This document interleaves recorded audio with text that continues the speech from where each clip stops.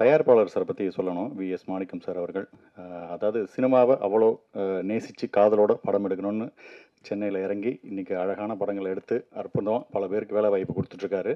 Cinema காட்டுற சில அனுபவத்தில் பல பேர் ஓடி போயிடுவாங்க. ஆனால் இவர் நின்று பேசி ஜெயிப்பார் கண்டிப்பாக. அந்த விதத்தில் விஎஸ் மாணிக்கம் சாருக்கு பாராட்டுக்கள்.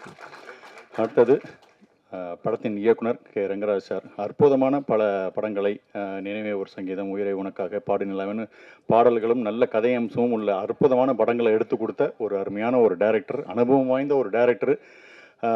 ஒரு லாங் பேக் அப்புறம் திருப்பி வந்து ஒரு படம் எடுக்கிறாரு. ஸோ இவர் எடுக்கிற விதத்தை, இவர் வேலை செய்கிற விதத்தை பார்த்தா வயசுங்கிறது ஒரு மேட்டரே இல்லை அப்படிங்கிற மாதிரியான விஷயம் தெரியுது. அது அந்த அளவுக்கு எனர்ஜியோட ஒரு ஸ்பாட்டில் அவர் வேலை செய்கிறத பார்த்தா நம்ம இந்த வயசில் இதெல்லாம் பத்தலை அப்படிங்கிற மாதிரியான ஒரு அனுபவம் கிடச்சிது.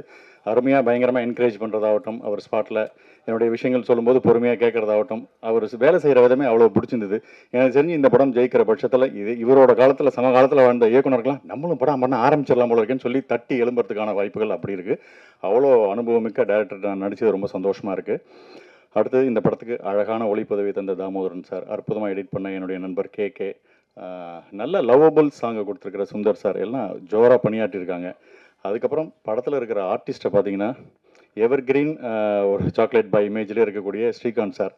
அவர் வந்து பிப்ரவரி 29 பிறந்திருப்பாரான். இதில் 4 வருஷத்துக்கு ஒரு தடவை பர்த்டே கொண்டு வர போகிறதுக்கு மெல்லமாக ஏஜ் ஆகுது அவளுக்கு. ஏதோ ரோஜா கூட்டம் படம் பண்ணதுக்கப்புறம் இந்த படம் பண்ண மாதிரியே இருக்குது. அந்த அளவுக்கு எப்போவுமே இளமையாக இருக்கார். ஷூட்டிங் ஸ்பாட்டில் ஜாலியாக இருக்கும். பூஜிதா மேம். அதுக்கப்புறம் பார்த்தா அனுபவம் பெற்ற சூப்பர் சீனியர் ஆக்டர்ஸ் சச்சுமா, கேஆர் விஜயாமா, இவங்க கூடலாம் நடித்தது அவ்வளோ சந்தோஷமாக இருக்குது. இவங்களெல்லாம் பார்க்கும்போது அந்த அந்த டிசிப்ளின் இருக்குது பாருங்கள். அந்த ஸ்பாட்டுக்கு இத்தனை மணிக்கு வேணால் இத்தனை மணிக்கு வித் மேக்கப்போட அப்படி ஜம்முன்னு அவங்க நிற்கிறதெல்லாம் பார்த்தா ரொம்ப கற்றுக்கணும் போல இருக்கும். இதெல்லாம் இவங்கலேருந்து கற்றுக்கணும்டா அப்படிங்கிற மாதிரி இருக்கும். எனக்கு தெரிஞ்சு நான் இனிமேல் ஃப்யூச்சரில் படம் பண்ணக்கூடிய ஆட்களுக்கெல்லாம் நான் என்ன சொல்லுவேன்னா, பழம்பெரும் நடிகர்களை உண்மையிலுமே உங்கள் படத்தில் யூஸ் பண்ணுங்கள். அவங்க இருக்கிறது ஒரு யானை பலமாக இருக்குது அந்த ஷூட்டிங் ஸ்பாட்டுக்கு. அவங்கள பார்த்து லேட்டாக வரவங்க கூட சீக்கிரம் வரணும் அப்படின்னு தோன்ற அளவுக்கு அவங்களாம் அந்த கான்ட்ரிபியூஷன் அவ்வளோ சூப்பராக இருந்தது. ரொம்ப சந்தோஷமான ஒரு படம். கண்டிப்பாக இப்போ குடும்பப்பாங்கான படங்கள்லாம் அழகாக ஜெயிச்சிட்டு இருக்கு. ஸோ அந்த விதத்தில் இந்த படமும் அழகான ஒரு குடும்பப்பாங்கான நல்ல அனுபவத்தை சொல்லக்கூடிய அற்புதமான ஒரு படமாக இருக்குது. இந்த படத்தில் நடித்ததும் எனக்கு ஒரு அருமையான அனுபவமாக இருக்குது. எங்கள் படத்துக்கு பாராட்ட வந்திருக்கிற ஆர்கே செல்லுமணி சாருக்கும், கே.எஸ். ரவிக்குமார் சாருக்கும், யூடியூபர்களின் செல்லக்குட்டி ராஜன் சாருக்கும், அவங்களதான் சார் கண்டென்ட் இன்னைக்கு ரெடியாக இருக்குது, வருவார். ஓகே, ரொம்ப சந்தோஷமாக இருக்குது. இந்த படம் மிகப்பெரிய வெற்றி அடைகிறதுக்கு எனது மனமார்ந்த நல்வாழ்த்துக்கள். அப்போ வந்து நான் அசிஸ்டன்ட் டைரக்டரு, நல்ல ஃபேமஸான டைரக்டர்ஸுடைய குரூப் அசிஸ்டன்ஸு அவங்கெல்லாம் பந்தாவாக தெரிஞ்சிட்டு இருந்த காலம். இந்த நம்ம டிரைவன் உட்லண்ட்ஸுக்கு போனால் ஒரு சைடில் பாரதிராஜ் சார் யூனிட்டு, ஒரு சைடில் ஆர் சுந்தரராஜன் சார் யூனிட்டு, இந்த அனுமோகன், அவங்க இந்த ராஜேந்திரகுமார், பயங்கர, அதாவது அவங்கெல்லாம் சக்ஸஸ்ஃபுல் டைரக்டர்ஸுடைய அசிஸ்டன்ஸு. ஆமாம், இப்படி தான் காலர் தூக்கி போட்டு நம்மளாம் அந்த பக்கம் போனாங்க மதிக்கவே மாட்டாங்க. நம்ம ஏதோ சின்ன சின்ன படம் பண்ணி அந்த படமே ரிலீஸ் ஆகாது, அந்த மாதிரி ஸ்டேஜ். அப்போது இவங்ககிட்டலாம் வந்து போய் சான்ஸ் கேளுங்கன்னு சொல்லுவாங்க. எனக்கு வெக்கமாக இருக்குது, பார்க்க முடியாது, அதெல்லாம் முடியாது. ஏன்னா நான் ஃபிலிம்ஸ் எக்ஸ்போர்ட் பண்ணிவிட்டு அப்படியே அசிஸ்டன்ட் டைரக்டர் மாதிரி ஒரு இதில் இருந்தேன்.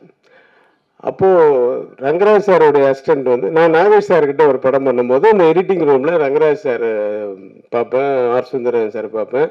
அப்புறம் ரங்கராஜ் சார்கிட்ட இருந்தவர் தான் ராமதாஸ். அவர் கூப்பிட்டதோ நாகேஷ் சார்கிட்ட ஒர்க் பண்ணும்போது பார்த்தீங்க, நல்லா ஒர்க் பண்ணுறேன், என்கிட்ட படம் நான் ஒரு படம் பண்ணுறேன் பண்ணுங்க அப்படின்ட்டு 1000 பூக்கள் மலர்கிட்ட போய் ஒர்க் பண்ணேன். அப்புறம் ரங்கராஜ் சார்கிட்ட ஒர்க் பண்ணணும்னு ரொம்ப ஆசை. பட் நம்ம போய் கேட்க முடியாது. ஆனால் ஒரு தடவை வந்து எம்ஜிஆர் இறந்ததுக்கு அப்புறமா ஒரு படம் வந்து கோவி தம்பி சார் எடுக்கிறாரு. அது வந்து அவருடைய லைஃப் ஹிஸ்ட்ரியை கிட்ட நெருங்கின மாதிரி ஒரு சப்ஜெக்டு. அப்போ அது இமீடியட்டாக ஆரம்பிக்கணும்னு சொன்னோன்னா டக்குன்னு அசிஸ்டன்ஸ் எல்லாமே உடனே வேணும் அப்படின்னு சொல்லும்போது என்னை ராமதாஸ் சார் உள்ள தள்ளி விட்டார். நான் அவருடைய ரசிகனாக இருந்து நான் போய் அசிஸ்டன்ட் டைரக்டராக ஒர்க் பண்ணேன். நான் ஸ்ட்ரிக்டாக இருக்கிறேன்னு சொல்கிறாங்க, அவரெல்லாம் பயங்கர ஸ்ட்ரிக்ட்டு ஸ்பாட்டில். ஐயோ, ஒரு அவ்வளோ சும்மா இதுவாக இருக்கும், மிலிட்ரி மாதிரி இருக்கும். இப்போ எப்படின்னு தெரில, ரமேஷ் கண்ணா கேட்டேன், இப்போ அப்படி தானா? ஆமாம், அது பட் அப்படி தான் இருக்கணும்னு வச்சுக்கோங்க, அப்போ தான் வேலை நடக்கும். அதெல்லாம் நான் கொஞ்சம் கற்றுக்கிட்டதே அவர்கிட்ட தான். அப்புறம் ஒரு உதயகீதம் வந்து உயிரே உனக்காக, இதெல்லாம் வந்து பயங்கர ஹிட். அவர் நிறைய படங்களில் வந்து பெரிய ஹிட்டு, எல்லாம் இளையராஜா சாங்ஸு. அது உயிரே உனக்காகலாம் அந்த ஃப்ரேமிங்கு அது இதெல்லாம் அப்படியே சும்மா கண் கொள்ளா காட்சியாக இருக்கும். அந்த மாதிரி தான் வந்து இந்த சாங்கில் கூட நிறைய இப்போ காட்சிகள் நிறைய ஷார்ட்ஸ் வந்து ரொம்ப அற்புதமாக இருந்தது. சாங்ஸு நல்லா பண்ணியிருக்கீங்க மிஸ் சுந்தர் சார். இந்த வாழ்த்துறதுக்கு எனக்கு வயசு இல்லை. ரங்கராஜ் சாரை போய் நம்ம வாழ்த்த முடியுமா? நான் வந்து ஒரு ஸ்டூடெண்ட்டாக வந்தேன். ஒருத்தர் 8th ஸ்டாண்டர்ட் படிக்கும்போது வந்து பார்த்துட்ருக்காரு அப்படின்னு சொன்னாங்க. நான் கொஞ்சம் தள்ளி எஸ்எஸ்எல்சி அப்போது அந்த நேரத்தில் இருந்து பார்த்துட்டு இருந்தேன். பட் நல்ல ஒரு அனுபவமாக இருந்தது. அவர் என்னை வந்து ஞாபகம் வச்சுட்டு நிறைய இதுவாக என்னை கூப்பிட்டது வந்து ரொம்ப பெருமையாக இருக்குது. Thanks for calling me sir. எனக்கு வந்து என்ன சொல்கிறேன்னு தெரில. இந்த குருநாதரில் ஒருவர். அதுக்கப்புறம் இது அந்த படமும் அந்த பாதியிலே நின்றுச்சு. நான் அசிஸ்டன்ட் டைரக்டராக ஒர்க் பண்ணும்போது எந்த படமும் ஒன்று ரிலீஸ் ஆகாது, இல்லை ரிலீஸ் ஆச்சுன்னா ஓடாது. அப்படியே ஓடிச்சுன்னா 25 நாள் அப்படி தான் இருக்கும். அப்புறம் இந்த ராஜா தான் நீராம்தாஸ் சாரோட 2வது படம் தான் முதல் நான் வந்து வாங்கின ஷீல்டு. அந்த பக்கம் இளையராஜா, அந்த பக்கம் ராமராஜன் வந்து ராஜா தான் ஆஃபீஸில் போனால் முதல் ஷீல்டு இருக்கும். அதுக்கப்புறம் ஒரு 50 ஷீல்டு இருக்கும். அதெல்லாம் வந்து நம்ம பண்ணதுக்கு அப்புறம் புது வசந்தம். இது 2 தான் நான் அசிஸ்டன்ட் டைரக்டர் காலத்தில் வந்து ஓடின படங்கள்லாம் ஒர்க் பண்ணேன். ஆனால் 10 வருஷம் ஆச்சு அதுக்கு. அப்படி தான் அதுக்கப்புறம் எனக்கு புரியாத புதிர் வந்து அதுக்கப்புறமா நான் டைரக்டர் ஆனதுக்கப்புறம் நான் லக்கி டைரக்டர் ஆகிட்டேன். என் படத்தில் நடிக்கிறவங்க வந்து அவங்க பிஸி ஆகிடுவாங்க. ஸோ அப்படியே ஒரு பழைய நினைவுகள்லாம் ஓட்டி பார்த்தேன். இந்த படம் வந்து ரமேஷ் கண்ணன் அப்பப்போ பார்க்கும்போது சொல்லுவான், இந்த படத்துக்கு போயிட்டு வந்தேன், அந்த படத்துக்கு போயிட்டு வந்தேன் ஷூட்டிங்க்கு அப்படின்ட்டு. அப்போ ரங்கராஜ் சார்ல பற்றிலாம் சொல்லுவான், அவர் சுறுசுறுப்பாக நல்லா பண்ணுறாருப்பா அப்படி இப்படின்னு சொல்லுவான். ஸோ நிறைய ஆர்டிஸ்ட்டு இந்த குரூப்பில் பாருங்கள். இது இல்லாமல் இல்லை, டெல்லி கணேஷ் சார், கேஆர்ஜி அம்மா இவங்கெல்லாம் இருக்காங்க, சச்சுமா, யாரை விடுறது, அனுமோகன் சார், ரமேஷ் எங்கே ரமேஷ் கண்ணா இருக்கியா? சரி லேடிஸ் மறைச்சிட்டாங்க. இதில் ஸ்ரீகாந்த் சார் ஹீரோ வந்து எனக்கு அப்படியே சும்மா சாமியாக இருக்குங்க சார். உங்களை பற்றி உட்காருவா உட்காரு. உங்களை பற்றி அடிக்கடி இந்த வலைப்பேச்சு பார்ப்பேன் நான். உட்காருப்பா. வலைப்பேச்சில் அந்தரன் சார் வந்து அடிக்கடி சொல்லுவார், நான் வந்து ஸ்ரீகாந்த்கிட்ட ஒர்க் பண்ணும்போது அப்படின்னு சொல்லி உங்களை பற்றி அப்பப்போ நினைவுபடுத்து. ஆமாம், நிறைய பாராட்டுவார். யா, he still loves you.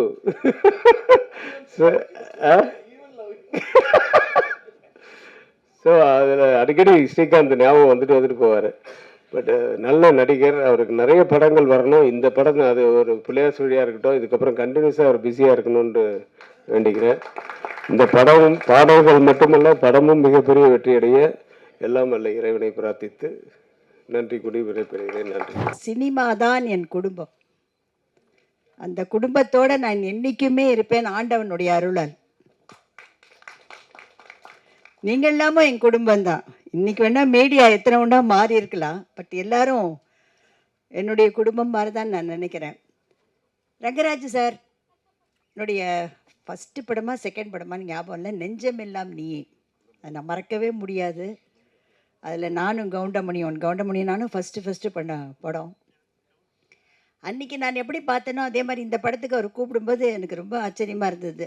ஏன்னா அவருடைய படங்கள் வந்து சாங்ஸு டெஃபினட்டாக அவருக்கு ரொம்ப லக்கு, டைட்டில் அவருக்கு ரொம்ப நல்ல லக்கு. அதே மாதிரி இந்த கொஞ்சம் காதல் கொஞ்சம் மோதல், அதுவும் ரொம்ப அருமையான டைட்டிலாக அவருக்கு அமைஞ்சிருக்கு. அதே நேரத்தில் பார்த்தீங்கன்னா அந்த ஷார்ட்ஸு, அதாவது அவர் ஒன்றும் ஃபாரின் ஃபாரின் போகாமையே இருக்கிற இடத்துலையே அவ்வளோ அழகாக அந்த கேமராமேன் வந்து அவ்வளோ அழகாக அந்த படம் பிடிச்சி காமிச்சிருக்காரு. ஏன்னா இப்போ தொட்டா நின்றா எல்லாமே ஃபாரின் தான்ற மாதிரி இருக்குது. ஃபாரின் தேவை தான். ஏன்னா முதல்ல போனது ஸ்ரீதர் தான் சிவந்தமன் படத்துக்கு. ஃபஸ்ட்டு போனது அவர் தான். ஸோ இருந்தாலும் அந்த இருக்கிற இடத்துலையும் அந்த பாட்டும் நல்லபடியாக அமைஞ்சிருக்கு. ஸ்ரீகாந்தும் பூஜிதாவும் ரொம்ப அழகாக அதில் நல்லா பண்ணியிருக்காங்க. நல்ல கண்ணுக்கு நல்ல இதுவாக இருக்குது. நிஜமாகவே இந்த மாதிரி படங்களை வந்து நிறைய என்கரேஜ் பண்ணணும். கொஞ்சம் பண்ணாதான் அடுத்தவங்க வரவங்களுக்கு நம்பிக்கை இருக்கும்.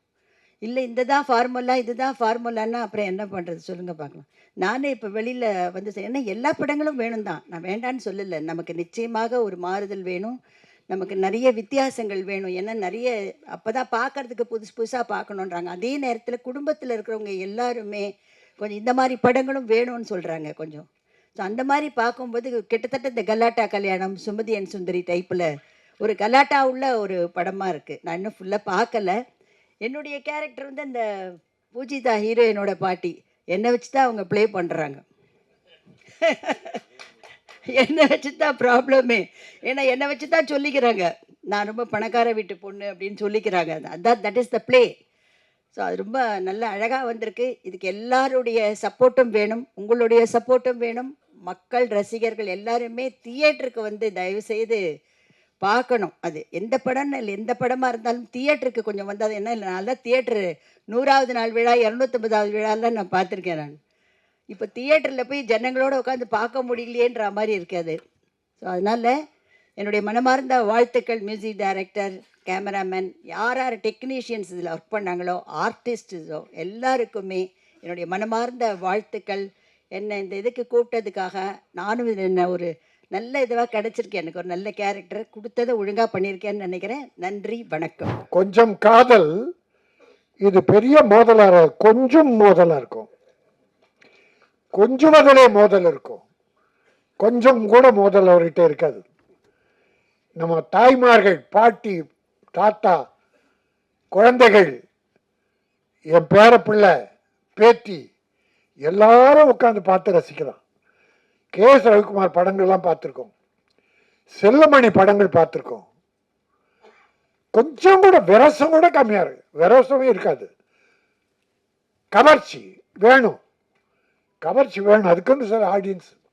அது கொஞ்சம், அது கூட நாகரிகமாக, ஐயோ பாவி படமா எடுத்தான்னு திட்ட அளவுக்கு இருக்காது. ரொம்ப அற்புதமான ஒரு டைரக்டர், வெற்றி பட டைரக்டர்.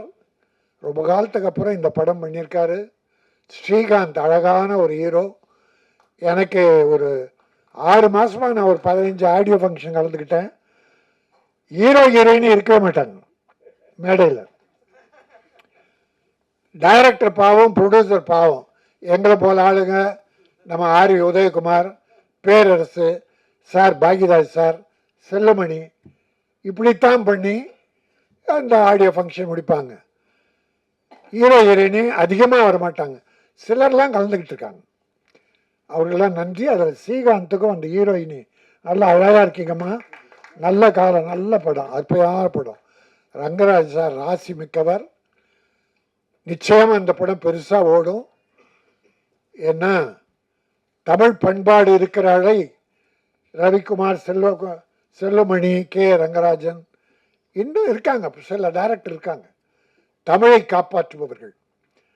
அவங்கெல்லாம் நல்லா இருக்கணும் என்று நான் பணியோடு வேண்டி, நான் இப்போ ஒரு 2 படம் சொல்கிறேன்.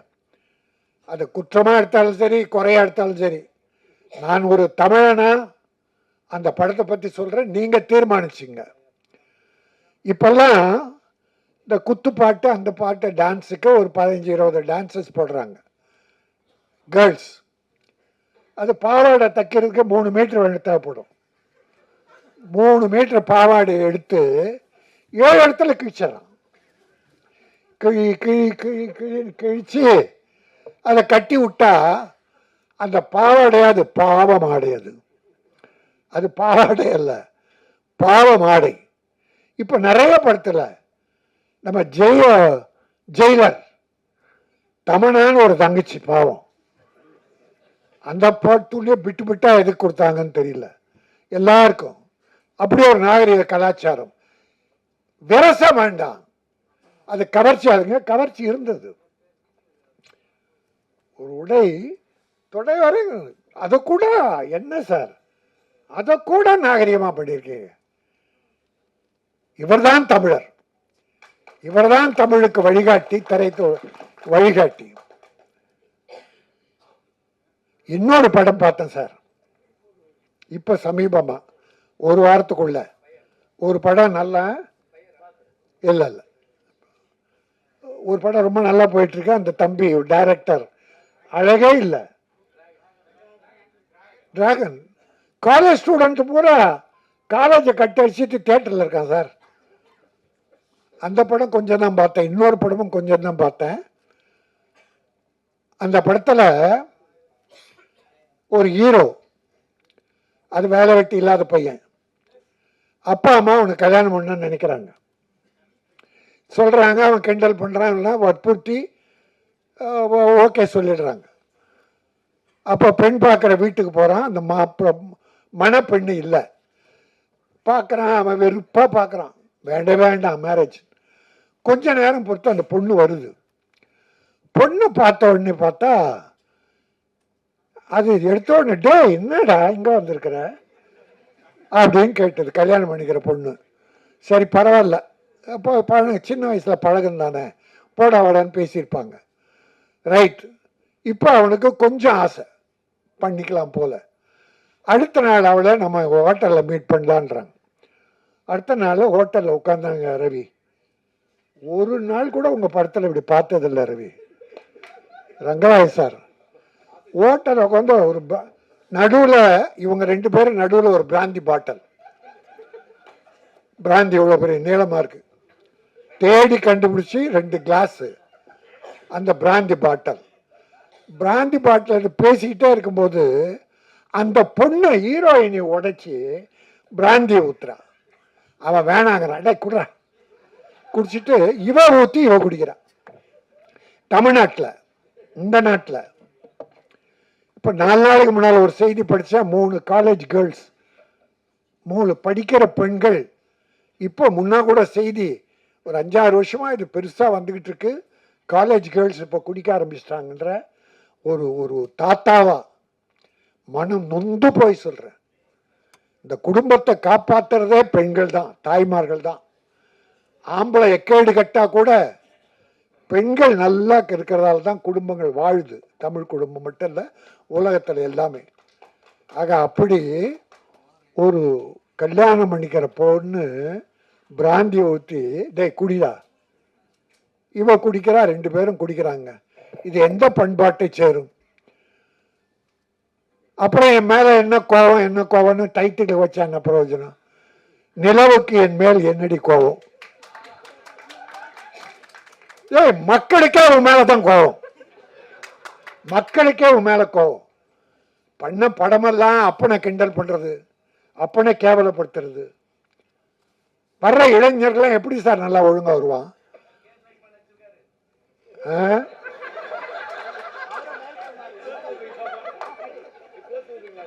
இப்படி எனக்கு ஒன்றும் இல்லை, கொஞ்சம் நகைச்சுவை ஏதோ பண்ணலாம். ஆனால் சமுதாயம் கெட்டு போகிற அளவுக்கு தயவுசெய்து வேண்டான்னு வேண்டுகோளாக வைக்கிறேன். நான் யார் மேலும் கொட்ட, நீ சிரிக்காத. ஓவராத்த இங்கிலீஷில் பேசிட்டு நீ சிரிக்கிற பின்னால்.